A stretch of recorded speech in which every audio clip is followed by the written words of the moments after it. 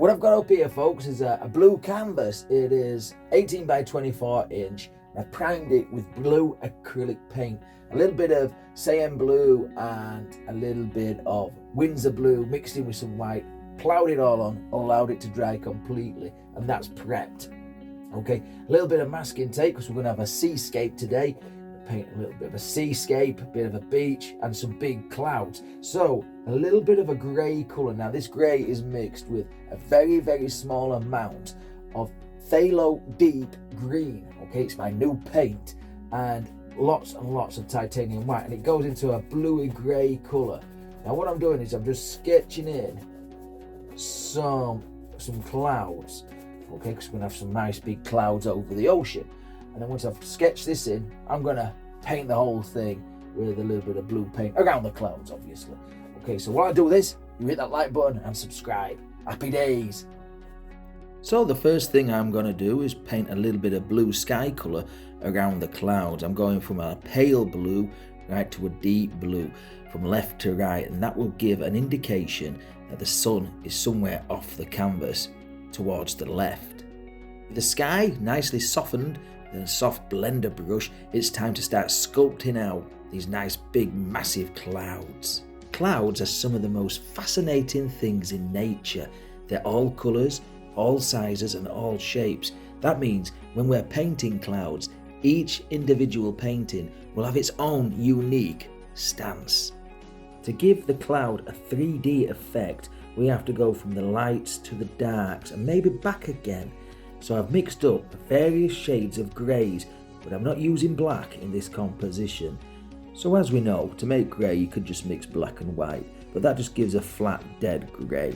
So I don't want to do that. I like to use two complementary colours like red and green, blue and orange, or yellow and purple. But to make the cloudy colour that I've got mixed up here, I use burnt sienna and a little bit of ultramarine.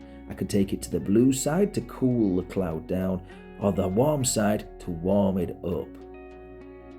Each ump and bump in the cloud is a different stage, and we need to work in stages to create the overall 3D effect of the cloud, going backwards and forwards and backwards, with a sharp brush, with a soft brush, and from shadow to highlight, back to shadow again, back to highlight.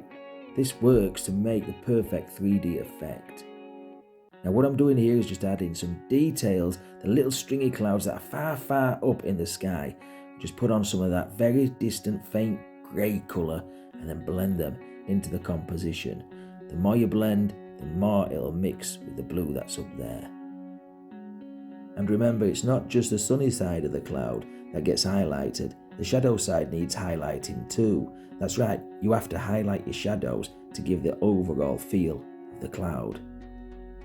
A little bit of cooler colour won't go amiss. And remember to blend back into the composition. Every cloud needs a silver lining, right? And this one is no exception. A few drops of linseed oil and a very pale yellow colour won't go amiss.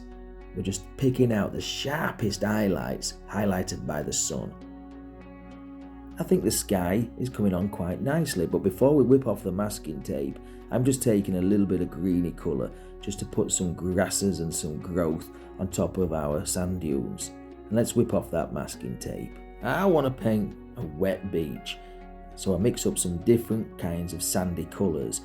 A little bit of yellow, that's chrome yellow, a bit of burnt sienna, raw sienna, Van Dyke brown, and obviously titanium white all go into the mix. And if we pick up a little bit of blue, that's no problem as well. That just greys off those colours. We're going to pick out some humps and bumps and leave a massive wet puddle left behind by the rising tide. Now it's time to paint the headland. A little bit of greenery on top of this sand dune. So I'm using a fan brush and I'm just delicately putting in where the grasses will be. Wait, it's getting quite warm in here, so listen boy, get some shirts on. That's better. Remember folks, we work on perspective, we work on colour, we play with colour, and we play with perspective, and that's what gives us some depth in the painting. I think this painting could do with a fence, so let's put one in on top of this headland, just to keep the livestock in, I think. Some dark brown colours, obviously highlighted and shadowed to make it look like old worn out wood. I'm going to loosely base this couple on me and my wife as we walk down the beach. I'm going to include our 2 dogs as well, Ralph and Teddy. Just a nice romantic walk on the beach, nice sunny day. You won't see much colour, these distant figures, but there's an accent highlight there. And what it also needs is a flock of seagulls being at the coast, so a few birds up in the sky. And that's it, let's have the glamour shots. I hope you've enjoyed this one. Happy days.